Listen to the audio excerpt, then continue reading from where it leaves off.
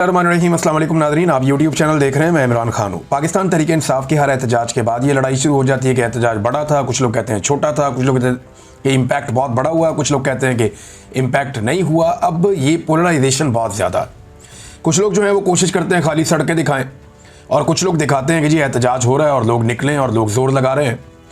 लेकिन ये बाकी पॉलिटिकल पार्टीज़ के साथ नहीं होता। क्यों नहीं होता? वजह यह है कि वो पॉलिटिकल एक्टिविटी करते ही नहीं है। जब कोई पॉलिटिकल एक्टिविटी करेगा तभी आप उसके ऊपर सवाल उठाएंगे ना कि ये अच्छी हुई या बुरी हुई। पीएमएलएन को एक पॉलिटिकल एक्टिविटी किए हुए बहुत लंबा अरसा हो गया। मियां नवाज शरीफ साहब जिस दिन पाकिस्तान वापस आए थे, मेरी नज़र में वो आखिरी पॉलिटिकल एक्टिविटी थी जो पीएमएलएन ने की थी, और वो भी पूरे पाकिस्तान से उन्होंने बंदे इकट्ठे किए थे और किसी की भी मियाँ साहब की तरफ तवज्जो नहीं थी। ना कोई बंदा मियाँ साहब को सुन रहा था, ना देख रहा था, ना कोई देखना चाहता था। मियाँ साहब आए, कबूतर उड़ाए और मियाँ साहब के तोते उड़ गए उस दिन कि ये तो वो अवाम ही नहीं है जिनको मैं छोड़कर गया था पाकिस्तान में। मियाँ साहब के पाकिस्तान से डील करके बाहर जाने और वापस आने के बीच में पाकिस्तान बहुत ज़्यादा बदल गया था। लेकिन मियाँ साहब को जब पता चला कि कादी फायद ईसा साहब आ गए हैं और अब बात बन गई है तो वो इस चक्कर में वापस आ गए। लेकिन उनके पल्ले कख नहीं बचा। पीपल्स पार्टी भी डिस्कस नहीं होती। फजल रहमान साहब के अपने मदारिस की एक स्ट्रेंथ है, वो ले आते हैं, वो भी डिस्कस नहीं होते। लेकिन डिस्कस पाकिस्तान तहरीक इंसाफ होती है क्योंकि पॉलिटिकल एक्टिव जो एक जमात है इस वक्त, जो फुली पॉलिटिकली एक्टिव है, वो पाकिस्तान तहरीक इंसाफ है। और आप माने या ना माने, वो एक पॉलिटिकल हकीकत के तौर पे बार बार सामने आते हैं। इमरान खान साहब ने कम से कम ये करके दिखाया है कि एस्टेब्लिशमेंट अपनी मर्जी हर बार मुसल्लत नहीं कर सकती। बजाय इसके कि तनकीद करें और लड़ाई करें, बाकी पॉलिटिकल पार्टीज को इस बात पे खुश होना चाहिए कि कम से कम एक जमात तो ऐसी निकली जिसने अगर सामना किया, कम से कम एक जमात तो ऐसी निकली है जो डट कर खड़ी है और अभी तक तबाह नहीं हो सकी, या उसे पीछे नहीं हटना पड़ा, या उसे ज़मीन पर लेटना नहीं पड़ा। बाकी सारे ये चाहते हैं कि क्योंकि एस्टेब्लिशमेंट ने सबको जूते मारे हैं, लिहाजा पाकिस्तान तहरीक इंसाफ भी जूते खाए और उसी तरह हो जाए। बाकी सारे जो हैं वो सरेंडर कर चुके हैं, तो तहरीक इंसाफ भी सरेंडर करे तो ये हमारी तरह के हो जाएंगे। लेकिन तहरीक इंसाफ वो लड़ाई लड़ रही है जो पाकिस्तान की लड़ाई है इस वक्त, यानी एस्टेब्लिशमेंट को सियासत से घसीट कर बाहर निकालना। पाकिस्तान का इससे बेहतर तो कोई भला नहीं हो सकता, और ये सारी जमातों को करना चाहिए था, और अपने अपने दौर में सबने कोशिश की भी है, लेकिन कामयाब नहीं हुए। वजह यह है कि वो बीच में कोशिश छोड़कर डील कर लेते थे एस्टेब्लिशमेंट के साथ, उनकी शराइत पे आ जाते थे। इमरान खान एस्टेब्लिशमेंट की शराइत पर नहीं आ रहे। यही वजह है कि 2 साल से जेल में है। ना सिर्फ जेल में है बल्कि इमरान खान साहब सख्त तरीन जेल में है। यानी इमरान खान जेल में बंद होकर बार बार जीत जाता है और एस्टेब्लिशमेंट मुल्क के स्याह और सफ़ेद की मालिक होने के बावजूद हर बार हार जाती है। अवामी दबाव बनाकर रखने में इमरान खान साहब कामयाब रहे हैं। कोई माने या ना माने, ये 2 साल अवामी दबाव इमरान खान ने बनाकर रखा है। ऐसा नहीं है कि किसी वक्त उन्होंने दबाव कम होने दिया हो। एक आदमी है ना, वो आपको दिखाई देता है ना आपको सुनाई देता है, लेकिन इसके बावजूद वो आदमी जेल में बैठकर रेलिवेंट लीडर है।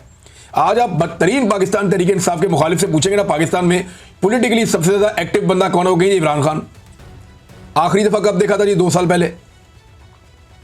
आज आप पाकिस्तान तहरीक इंसाफ के सबसे बड़े मुखालिफ से पूछेंगे ना कि इस वक्त पाकिस्तान की सारी सियासत किसके गिर्द घूमती है, वो कहेगा जी इमरान खान। आवाज कब सुनी थी? 2 साल पहले। तो ये इमरान खान साहब की बहुत बड़ी खूबी है, बहुत बड़ी कामयाबी है कि जेल में आप उसका एहतसाब कर ही नहीं सकते इस बात के ऊपर कि बंदे कितने निकले। आप उसका इसके ऊपर पकड़ कर ही नहीं सकते कि आपने पूरा पाकिस्तान क्यों नहीं बाहर निकाल दिया। भाई, जो लोग कहते हैं कि लाखों लोग क्यों नहीं नजर आ रहे इकट्ठे, तो ये लाखों लोग इकट्ठे तो होने ही नहीं थे किसी जगह पे। इन्होंने तो अपने अपने इलाकों में निकल कर एहतजाज करना था। ये छोटी बड़ी रैलियां निकलनी थी और वो निकली हर तरफ, वो देखा सारे पाकिस्तान ने। जो लोग कहते हैं कि बहुत बड़े पैमाने पर लोग इकट्ठे क्यों नहीं हुए, उनसे गुजारिश है कि जरा वो वहां पर जरा इजाजत देकर तो देखें ना। इस्लामाबाद में वो जो बड़ा वाला पार्क है वहां पर इजाजत दें, फिर तमाशा देखें, जरा माहौल खोलें ना 2 दिन के लिए कि जनाब 2-4 दिन कोई पकड़ धकड़ नहीं होगी। पाकिस्तान तहरीक इंसाफ को खुली इजाजत है, वो यहां पे आके जलसा कर लें डी चौक में, या वो पार्क के अंदर कर लें, तो आप देख लें दूध का दूध पानी का पानी हो जाएगा। लियाकत बाग रावलपिंडी में इजाजत दे दें उन्हें, फैसलाबाद के घंटाघर चौक में उनको इजाजत दे दें, गुजरांवाला का जो बड़ा मशहूर एक पार्क है वहां पर इजाजत दे दें, या चले मीनारे पाकिस्तान लाहौर में इजाजत दे दें पाकिस्तान तहरीक इंसाफ को। और उन्होंने ये सारी इजाजतें मांगी हैं, बार बार मांगी हैं पाकिस्तान तहरीक इंसाफ ने। उन्हें इजाजत दी नहीं जाती, जो कानूनी इजाजत है वो दी जाती है। अच्छा, एक अखबार है उसको बार बार लोग पेस्ट कर देते हैं उठाकर। जब इमरान खान ने कहा था कि जो जलसे के लिए सामान मुहैया करेगा, उनका सामान जब्त कर लिया जाएगा। ये इमरान खान ने कोई पॉलिटिकल जलसे रोकने के लिए नहीं कहा था। ये जब कोरोना वायरस फैल गया था तब ये एडवाइजरी आई थी कि लोगों को इकट्ठा ना किया जाए, और जलसे के अंदर लोग इकट्ठे होते हैं। तो तब इमरान खान साहब ने कहा था कि जो टेंट सर्विस वाले ये सामान मुहैया करेंगे उनका सामान हम जब्त करवा देंगे, क्योंकि वायरस फैल रहा है कोरोना वायरस की वजह से। वरना जहां जहां जिस पॉलिटिकल पार्टी ने इमरान खान के दौर में जलसे की इजाजत मांगी उन्हें इजाजत मिली है। जहां जहां किसी ने लॉन्ग मार्च करना चाहा उन्होंने किया है। जहां जहां किसी ने, फजलुर रहमान साहब आगे कितने दिन बैठे रहे इस्लामाबाद में, ये PMLN भी आई, पीपल्स पार्टी भी आई, सारे आए, बार बार आए, इमरान खान साहब ने कभी नहीं रोका इन्हें। तो लेकिन इमरान खान एक डिफरेंट आदमी है, बड़े महदूद ऑप्शंस के साथ इमरान खान साहब ने मुजामत करके दिखाई है। यानी आवाज आप नहीं सुन सकते, तस्वीर आप नहीं देख सकते, मुलाकातों पे पाबंदी है, सख्त तरीन जेल काट रहा है, लेकिन जेल में बैठ के कोई एक आदमी इतने मुश्किल हालात के बावजूद मुकम्मल तौर पर रेलिवेंट रहा तो वो इमरान खान है। ये आपको दूसरी मिसाल नहीं मिलती। यही मुझे अच्छी तरह याद है कि जब फस्तायत का दौर था PMLN के खिलाफ, परवेज मुशर्रफ का दौर, हालांकि ये दौर उससे ज्यादा खौफनाक है, तो तब शहबाज शरीफ ने एक दिन फैसला किया कि वो बरतानिया से पाकिस्तान आ जाएंगे। इन्होंने पाकिस्तान आने का फैसला किया और पूरे पाकिस्तान के अंदर जनाब हम कैंपेन चलाएंगे, बहुत पैसा खर्च किया, बड़े लोगों को इन्होंने कहा, सारी पार्टी को इन्होंने मोटिवेट किया। तो कहीं कोई बंदा ही नजर नहीं आया सारा दिन। अगर परवेज मुशर्रफ की तरफ से इजाजत होती तो PMLN वहां पे उस वक्त लहरें बहरें कर देती बंदों की।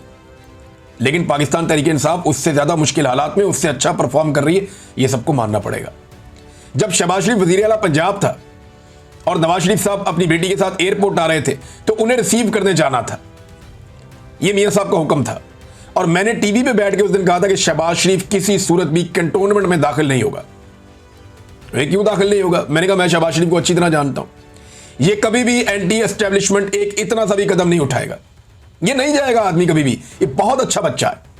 उस वक्त जावेद चौधरी साहब एक दो और सहाफी थे वहां पे टीवी के ऊपर मेरे से गर्म हो गए, उन्होंने कहा नहीं नहीं शहबाज शरीफ जाएगा। मैंने कहा जी मैं आपको बता रहा हूं कि ये आदमी कभी भी कैंट की हुदूद में दाखिल ही नहीं होगा। ये वजीर आला पंजाब का बेशक, लेकिन ये कैंट की हुदूद में दाखिल नहीं होगा। और यही हुआ कि मियां साहब को एयरपोर्ट से लेकर चले गए और शहबाज शरीफ साहब कैंट की हुदूद में दाखिल हुए बगैर माल रोड से अपनी तकरीर करके वापस निकल लिए।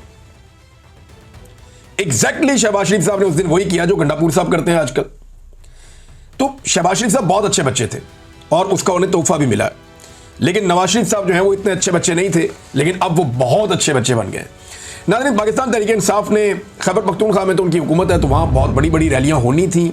मर्दान में बहुत बड़ा प्रोग्राम हुआ, स्वाबी इंटरचेंज पे बहुत बड़ा प्रोग्राम हुआ, जहाँ पे असद कैसर साहब और शराम तरक्की ख़ास तौर पर इन्होंने बहुत बड़ा इज्तिमा किया लोगों का। और बैन अल-अक़वामी मीडिया ने बड़ी कवरेज की है, बहुत कवरेज की है। रॉयटर्स के ऊपर मैंने देखा, TRT वर्ल्ड में देखा, अल जज़ीरा इंग्लिश में देखा, अरबिक चैनल पे देखा, अल अरेबिया में देखा, और मलेशिया टुडे के अंदर मैंने देखा, BBC पे देखा, ब्लूमबर्ग पे देखा, बहुत सारे और बैन अल-अक़वामी मीडिया है, जरीदे हैं, अखबारात हैं और मीडिया हाउसेज हैं, उन्होंने ये खबरें चलाई हैं इमरान खान साहब के एहतजाज की, और भरपूर तरीके से ये खबरें चली हैं। गिरफ्तारियाँ भी हुई पाकिस्तान तहरीक इंसाफ की, और बड़े पैमाने पर हुई।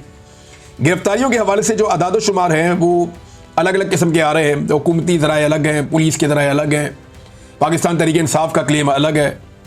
लेकिन ये किसी सूरत भी अगर आप इसको कहीं पे बीच में इन बिटवीन भी आप देखें तो ये 1200 से ज़्यादा कारकुन कम से कम पंजाब में गिरफ्तार किए गए, जिनमें 250 से ज़ायद का दावा किया जा रहा है कि ये लाहौर से गिरफ्तार किए गए। तो इतने बड़े पैमाने पर गिरफ्तारियाँ तो कभी, यानी जितने बंदे PTI के गिरफ्तार हो गए इतने बंदे तो आजकल PMLN के जलसे में नहीं होते। जितने बंदे PTI के 9 मई से अब तक गिरफ्तार हो गए, इतना बड़ा जलसा तो नवाज शरीफ ने अपनी सारी जिंदगी में नहीं किया होगा। अगर 9 मई और उसके बाद जो 26 नवंबर को जो गिरफ्तारियां हुई ना, ये 20-22-25 हज़ार बंदा, ये बंदा इकट्ठा करने एक जगह पे तो एक बहुत बड़ा हुजूम बन जाता है, बहुत बड़ी तादाद में लोग हो जाते हैं। इतनी गिरफ्तारियां पाकिस्तान तहरीक इंसाफ की हुई हैं कि जितने बंदे किसी बड़े से बड़े जलसे में ये पॉलिटिकल पार्टीज नहीं निकाल सकती, ये पाकिस्तान तहरीक इंसाफ ने करके दिखाया, और बहुत बड़ी बात है जो उन्होंने करके दिखाया। गंडापुर साहब के साथ नाज़रीन बहुत बुरी हुई है। गंडापुर साहब रैली के साथ आए और मैंने जो सहाफ़ी वहाँ पे मौजूद थे, मैंने उनसे पूछा, मैंने कहा आपने क्या देखा। इवन एक तो पॉलिटिकल लोग हैं, उनसे भी मैंने पूछा, मैं उनका नाम नहीं ले सकता, ये उनके पीछे पड़ जाएंगे। तो उन्होंने मुझे क्लियरली कहा, उन्होंने कहा जी गंडापुर साहब मौजूद ज़रूर थे, वो एक्टिविटी कर रहे थे और पॉलिटिकली एक वो फिगर है, लेकिन गंडापुर साहब को पब्लिक रिस्पॉन्ड नहीं कर रही थी उस तरीके से जैसे उन्हें किया जाता है। सोशल मीडिया पे थोड़ा बहुत उनका शबशबा चल रहा था, लेकिन गंडापुर साहब ने जब तकरीर की तो उनकी तकरीर टोटल जो है वो 1.25 मिनट से 1.5 मिनट के बीच में थी। उन्हें भी आइडिया हो गया था कि देखिए लीडर को मजा तब आता है जब वो बात कर रहा हो और लोग सुन रहे हो। साउंड सिस्टम था उनके पास, अगर सामने 10-20 हज़ार लोग खड़े हो जाते तो वो उनसे बात कर सकते थे, लेकिन लोग गंडापुर के कंटेनर के इर्द गिर्द आए नहीं। उनकी दिलचस्पी गंडापुर में से खत्म हो गई थी। तो गंडापुर साहब को यह सोचना चाहिए था अपने पांव पे बार बार कुल्हाड़े मारने से पहले कि वो कुर्बान क्या चीज कर रहे हैं और किस चीज के लिए कर रहे हैं। वजारत आला के लिए अपनी सारा सियासी करियर, अपनी इज्जत, सब कुछ दांव पे लगा रहे हैं। लोगों में एक बहुत बड़ी क्रेडिबिलिटी थी कि इस आदमी की ब्रेक उस जगह पे आके लगती है जहां इमरान खान साहब बुलाते हैं। ये हमेशा इमरान खान की आवाज पे लब्बैक कहता है, हमेशा पहुंचता है और जबरदस्त एहतजाज करता है और बड़ी अच्छी टीमें लेकर आता है। तो आज उन्हीं टीमों की गंडापुर साहब की तरफ लगता है तवज्जो ही नहीं थी। वो आए, उन्होंने तकरीर की 1.25 मिनट की, 1.5 मिनट की, वो भी कोई खास बात उन्होंने नहीं की, कोई ऐसी बात नहीं की जो काबिल जिक्र हो मैं आपको यहां पढ़ के सुनाऊं। लेकिन फिर गंडापुर साहब निकल गए। तो कारकुन उनकी गाड़ियों के आगे आ गए। बाद में उन्होंने कहा जी किधर जा रहे हैं आप हर दफा में लेकर आते हैं और वापस हमें निकल जाते हैं, या वापस ना जाएं, आपको ऐलान करें, कुछ चक्कर चलाएं। वो कारकुन ज्यादा एक्सपेक्ट कर रहे थे जो पीछे से आ रहे थे, उन्होंने रास्ते रोक लिए। हो सकता है शरारत कर रहे हो, लेकिन फिर गंडापुर के जो गार्ड्स हैं उन्होंने कारकुनों को धक्के शक्के देकर रास्ते खोले और फिर गंडापुर साहब सीएम हाउस के लिए रवाना हो गए। तो गंडापुर साहब ने जो कहा था ना कि 3 माह में अपनी सियासत छोड़ने का जो उन्होंने फैसला किया था कि अगर मैं इमरान खान को ना निकाल सका 3 माह के अंदर, तो 1 महीना तो गुजर गया, तो मैं सियासत छोड़ दूंगा, सियासत का अपनी फैसला कर दूंगा, फिर मुझे कोई हक नहीं है। तो अपने आप को जो डेडलाइन गंडापुर साहब ने दी हुई थी ना, तो लगता ऐसा ही है कि 3 माह में गंडापुर साहब को इस पे फैसला कर लेना चाहिए, क्योंकि अब आसार नजर आ रहे हैं कि अगर गंडापुर साहब ने खुद फैसला ना किया तो जिस तरह की उन्होंने सियासत की है, इस सियासत की मौजूदगी में लोग उनका फैसला कर देंगे। देखिए ना, फजल रहमान के भाई ने गंडापुर साहब का चैलेंज कबूल किया हुआ है। चैलेंज गंडापुर साहब ने किया था कि मेरा भाई इस्तीफा देता है, फजल रहमान तुम आकर उसके मुकाबले में इलेक्शन लड़ो। तो फजल रहमान साहब के भाई ने कहा कि मेरा बड़ा भाई क्या लड़ेगा, मैं लड़ूंगा आके इलेक्शन, तो तुम कहो अपने भाई को इस्तीफा दे आके इलेक्शन लड़े। तो उस वक्त गंडापुर साहब को बताया गया ये मजाक नहीं करना, पब्लिक अब डिफरेंट मूड में, फजल रहमान का भाई असेंबली में आ जाएगा इस चक्कर में। तो फिर गंडापुर साहब अपने चैलेंज से मुकर गए और उस चैलेंज के ऊपर अब वो खड़े नहीं है। नाज़रीन, ख्वाजा आसिफ साहब ने एक स्टेटमेंट दिया है। ये स्टेटमेंट बड़ा इंटरेस्टिंग है। मैं आपको पहले स्टेटमेंट पढ़ के सुनाता हूँ, फिर मैं चाहता हूँ इस पर हम थोड़ी सी बात कर लें। फिर 1-2 बैनुल-अक़वामी बड़ी इंटरेस्टिंग खबरें हैं। रशिया ने एक बहुत पुराना मुआहिदा जो 38 साल पहले हुआ था उनका अमेरिका के साथ, उसे ख़त्म किया है। क्यों किया वो बताता हूँ। और डोनाल्ड ट्रंप ने एक नई कार्रवाई डाल दी है, वो भी आपको मैं बताता हूँ। खित्ते के हालात बड़े इंटरेस्टिंग हो रहे हैं। पाकिस्तान की जो पॉलिटिक्स है उसकी वजह से मैं उस तरफ जा नहीं पाया। जो इंडिया के साथ हो रहा है, यूक्रेन और रूस के दरमियान जो हो रहा है, और जो अमेरिका इस वक्त इंटरफेयर कर रहा है इस रीजन की सियासत के अंदर, और पाकिस्तान कहाँ खड़ा है, बड़ा इंटरेस्टिंग सिनेरियो इस वक्त चल रहा है। इस पर हम बात करेंगे बाद में। लेकिन आप ये देखें, ख्वाजा आसिफ कहते हैं ब्यूरोक्रेसी पे तनकीद करते हुए, वतन अजीज की आधी से ज़्यादा ब्यूरोक्रेसी पुर्तगाल में प्रॉपर्टियाँ ले चुकी है। पुर्तगाल, ये इन्होंने खोला हुआ था, एक स्कीम खोली हुई थी पुर्तगाल ने कि इतने पैसे ला के इन्वेस्ट करो तो वहाँ पे वीज़ा मिल जाता था और वहाँ पे जो है आपको रेजिडेंसी मिल जाती थी। तो इससे फ़ायदा उठाया बहुत सारी ब्यूरोक्रेसी ने। पैसा इतना ज़्यादा नहीं था और ब्यूरोक्रेसी के लिए तो करोड़ों रुपया मामले कोई नहीं होता। तो ख्वाजा आसिफ ने दावा किया, ये वज़ीर दिफा है पाकिस्तान के, कि पाकिस्तान की आधी से ज़्यादा ब्यूरोक्रेसी पुर्तगाल में प्रॉपर्टी ले चुकी है और शहरियत लेने की तैयारी कर रही है। और ये नामी गिरामी ब्यूरोक्रेट्स हैं। मगरमच्छ अरबों रुपए खाकर आराम से रिटायरमेंट की ज़िंदगी गुजारें। बुज़दार का एक करीबी तरीन ब्यूरोक्रेट, इसे मैं डोरेमोन कहता था। आपको याद होगा मेरे पुराने वीलॉग्स, मैंने डोरेमोन बताया था एक ब्यूरोक्रेट का नाम, जिसने बुज़दार के दौर में तबाही फेरी हुई थी। ये उसी की बात कर रहे हैं। बुज़दार का एक करीबी तरीन ब्यूरोक्रेट 4 अरब रुपया अपनी बेटियों की शादियों पर सिर्फ सलामियां वसूल कर चुका है। अब 4 अरब की सलामी तो नहीं देता ना कोई 100, 550, 5,000, 10,000 इतनी सलामी होती है। सजा क्या होती है? ये तो एक वैसे ही खुशी के लिए एक छोटी सी रकम होती है। अब इसमें 4 अरब तो कोई नहीं देता ना, तो ये ब्लैक मनी को वाइट मनी करने का भी एक तरीका है। 4 अरब की सिर्फ सलामी वसूल कर चुका है और आराम से रिटायरमेंट की जिंदगी गुजार रहा है। सियासतदान को इनका बचा खुचा खाते हैं। ये ख्वाजा आसिफ कह रहे हैं कि सियासतदान इनका बच्चा खुचा खाते हैं। ये ब्यूरोक्रेट इतना ज़्यादा खाते हैं कि जो बच जाता है वो सियासतदान खाते हैं और चवले मारते हैं। ना प्लाट, ना गैर मुल्की शहरियत, क्योंकि इलेक्शन लड़ना होता है। पाक सरजमीन को ये ब्यूरोक्रेसी पलीत कर रही है। अच्छा, ख्वाजा आसिफ साहब को ये बात मैं बता दूं कि यहाँ जो मशहूर है ना पाकिस्तान में एक चीज़, वो ये है कि जो पाकिस्तान की क्रीम है ना, वो एस्टेब्लिशमेंट खा जाती है। उसके बाद जो उसके नीचे बाकी बचा हुआ दूध है वो ब्यूरोक्रेसी पी जाती है। और फिर सियासतदान कहते हैं जो हांडी में लगा हुआ थोड़ा बहुत साइडों पे कुछ बचा कुचा होता है वो हमारे हिस्से में आ जाता है, और सियासतदान फिर मुंह काला कर लेते हैं वो खा के। हालांकि जो सियासतदान है ये इलेक्शन लड़के आते हैं, इनकी पावर सबसे ज़्यादा होती है क्योंकि ये पूरी रियासत को चलाने के लिए एक निगरान के तौर पे आते हैं आवाम की जानिब से। इनके पास इख्तियार होता है कि ये एस्टेब्लिशमेंट को नकेल डालें और सियासतदानों को सीधे रास्ते पे लगाएं। इनके पास ये मैंडेट होता है या इख्तियार होता है कि ये नकेल डालें एस्टेब्लिशमेंट को और जो ब्यूरोक्रेसी है उसको सीधे रास्ते पे लगाएं। लेकिन ये एस्टेब्लिशमेंट के जूते पॉलिश करते हैं और ब्यूरोक्रेसी के पीछे चल जाते हैं उनका बच्चा कुचा खाने के लिए। तो ख्वाजा आसिफ साहब, ये गंद आप लोगों ने मारा है और आप इसके लिए रिस्पॉन्सिबल हैं। जब जब कोई एस्टेब्लिशमेंट के रास्ते में खड़ा हुआ तो आप और आप जैसे लोग सामने आ गए और उन्होंने सहूलतकारी की, जिसके नतीजे में ये ब्यूरोक्रेसी का गंद और एस्टेब्लिशमेंट की गलत रविश आज तक पाकिस्तान में चल रही है। ये सिलसिला रुका नहीं। नाज़रीन, डोनाल्ड ट्रंप जिसको नोबेल पीस प्राइज के लिए पाकिस्तान ने नामजद किया, उसकी जानिब से खबर है, मैं आपको पढ़ के सुना देता हूं। अमेरिकी सदर ट्रंप ने गजा पर कब्जे का मामला इसराइल पर छोड़ दिया है। और अमेरिकी सदर ने सहाफ़ी की जानिब से सवाल हुआ कि गजा पर इसराइली कब्जे के मंसूबे से मुताल्लिक आप क्या कहेंगे और कि इनकी हुकूमत की तवज्जो फ़लस्तीनियों के महसूर इलाकों में ज़्यादा ग़िज़ा पहुँचाने पर है। ट्रंप ने कहा कि बाकी मामले पर वो कुछ नहीं कह सकते, ये ज़्यादातर इसराइल पर मुनहसर होगा, यानी ये इसराइल करेगा। अब आप अंदाज़ा करें, इसराइल जो है वो फैसला करेगा गजा के साथ क्या करना है, और इसराइल तो फैसला कर चुका है, वहाँ खबरें छप चुकी हैं पहले ही, और बाकायदा इसराइल ने एक पूरा मैप जारी किया कि वो पूरे गजा पे कंट्रोल करेंगे, कब्जा करेंगे। तो पाकिस्तान इन हजरात को नोबेल पीस प्राइज़ के लिए नामजद कर रहा है। बड़ी अच्छी बात है, पाकिस्तान की एक आज़ाद सोच है, एक आज़ाद खारजा पॉलिसी है, उसके नताइज आपके सामने हैं। नाज़रीन, एक काम किया पुतिन ने, और ये 38 साल पुराना एक मुआहदा था अमेरिका और रशिया के बीच में, और मुआहदा ये था कि intermediate range nuclear forces INF जो है, इनके मुआहदे के तहत कुछ खुद साख्ता पाबंदियाँ थी दोनों पर, उनसे रशिया ने अपने आप को बाहर निकाल लिया। ये मुआहदा हुआ था जब साबिक सोवियत यूनियन होता था, जब रशिया को सोवियत यूनियन कहते थे, उस वक्त मिखाइल गोर्बाचोव वहाँ सदर थे रूस के, और अमेरिकी सदर रोनाल्ड रैगन थे। इन दोनों के बीच में 1987 में दस्तखत हुए थे, जिसके तहत 500 से 5500 किलोमीटर तक मार करने वाले ज़मीन से दागे जाने वाले मिसाइलों की तैयारी, जांच और तैनाती पर मुकम्मल पाबंदी आयद कर दी गई थी। अब रशिया की वजारत के मुताबिक वाशिंगटन को बार बार खबरदार किया गया, मगर अमरीकी इक़दाम से वाज़ेह हो गया कि वो ऐसे मिसाइल यूरोप, एशिया और बैरुल काहिल में तैनात करने की तैयारी कर रहा है जो रशिया के लिए खतरा हो सकते हैं।